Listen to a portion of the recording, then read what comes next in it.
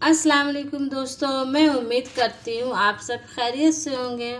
मैं आपकी खिदमत में एक नई कहानी के साथ हाजिर हुई हूँ। कहानी का उन्वान है सब्र का फल।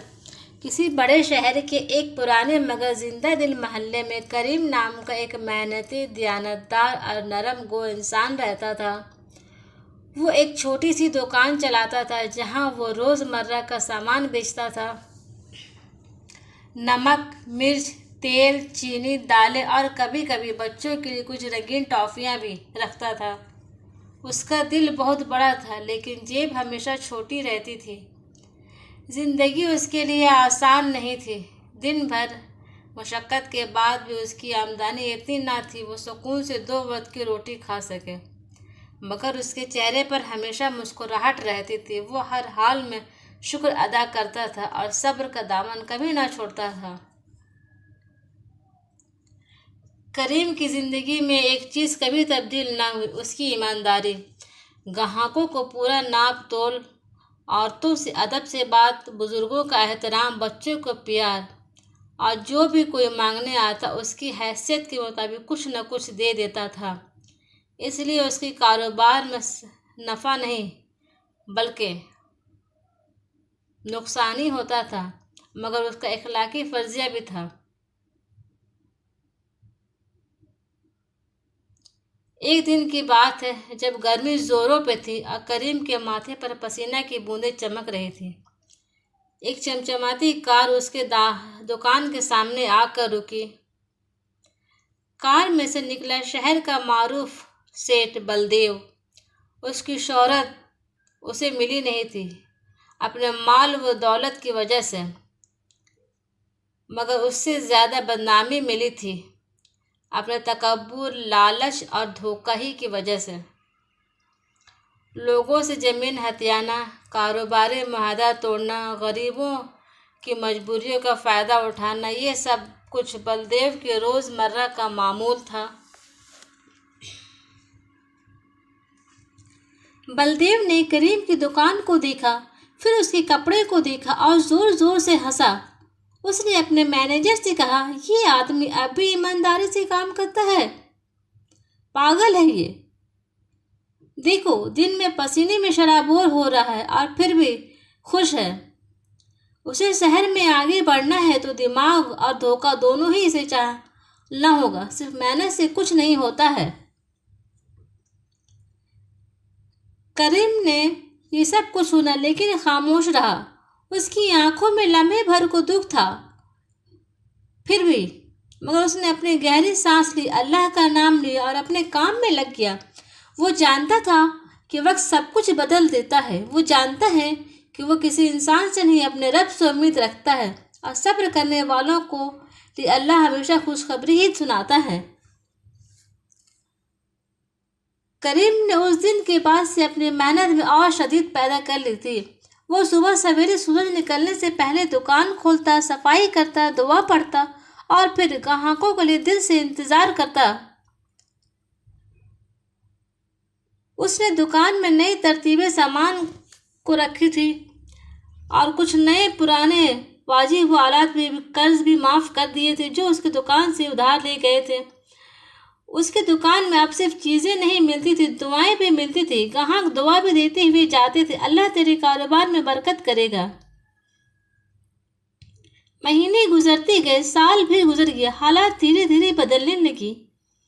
एक दिन में शहर के मशहूर सप्लायर ने करीम की ईमानदारी को देखकर उसे बेहतर और कम दामों पर सामान देना शुरू कर दिया।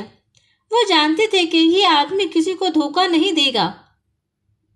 दुकान के सामने बड़ा ही रश रहने लगा। लोग दूसरे इलाकों से आते थे उसे दुकान से सामान खरीदने के लिए।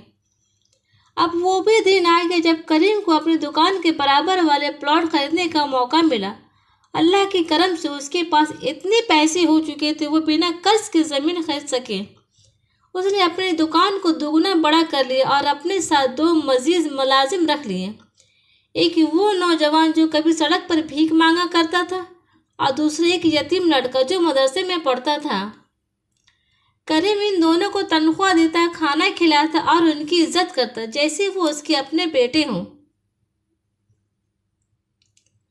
इधर इधर सेठ बलदेव की जिंदगी में उलट पुलट हो चुकी थी। लालच और गुरूर ने उसे अंधा कर दिया।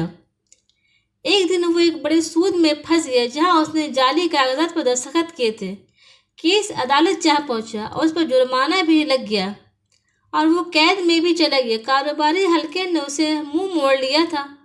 उसके सबसे पुराने साथियों ने उसे छोड़ दिया था। वो दौलत जो कभी उसके पास बेहिसाब रहती थी आहिस्ता आहिस्ता रेत की तरह फिसलने लगी।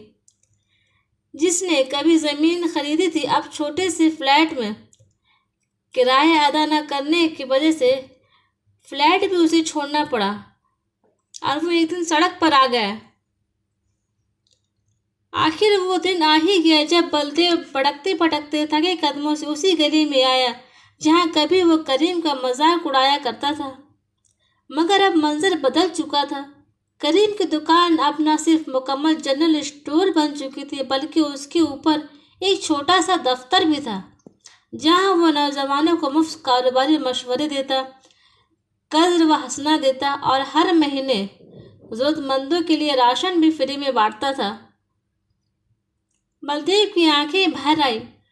उसके अंदाज में पछतावा था। वो दुकान के अंदर गया और करीम के सामने आकर झुक गया। करीम भाई, मैंने तुम्हें कभी कमज़ोर समझा, तुम्हारी मेहनत का मजाक उड़ाया, मगर आज जाना कि सब्र और ईमानदारी की ताकत क्या होती है। मुझे माफ़ कर दो। करीम खामोशी से अपनी जगह से उठा, बलदेव को गले लगाया और कहा, सेठ जी, मेरे रब ने मुझे सब कुछ दिया है और जिसका दिल माफ़ ना करे वो शुक्र कैसे अदा करे। आपने सच्चाई कबूल की, यही सबसे बड़ी बात है। आइए एक कप चाय पी लीजिए। करीम ने बलदेव को चाय पिलाई और जाते वक्त उसे छोटे से कारोबार के लिए कुछ सरमाया भी दिया। आप फिर से शुरू करें, लेकिन इस बार दिल से, नियत और सब्र से। अल्लाह मुझे दिया है, अब मेरे फर्ज है कि मैं किसी की मदद करूं।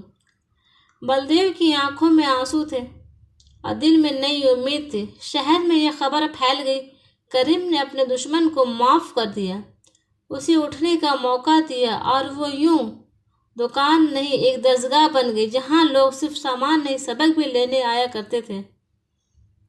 सबक, सब्र, ईमान और मेहनत कभी ज़ाया नहीं जाती। दुनिया कितनी ही चालाक हो जाए, सच्चाई का नूर हमेशा रोशन ही रहता है। दौलत हाथों में आती है मगर इज्जत दिलों में कमाई जाती है।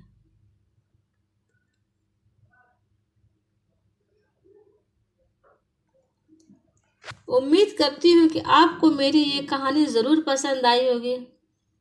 अगर आपको मेरी कहानी पसंद आए तो इन्हें लाइक, कमेंट और सब्सक्राइब ज़रूर करें। इंशाल्लाह मैं नई कहानी के साथ फिर से आपकी खिदमत में हाजिर होंगी। तब तक के लिए अल्लाह हाफिज़।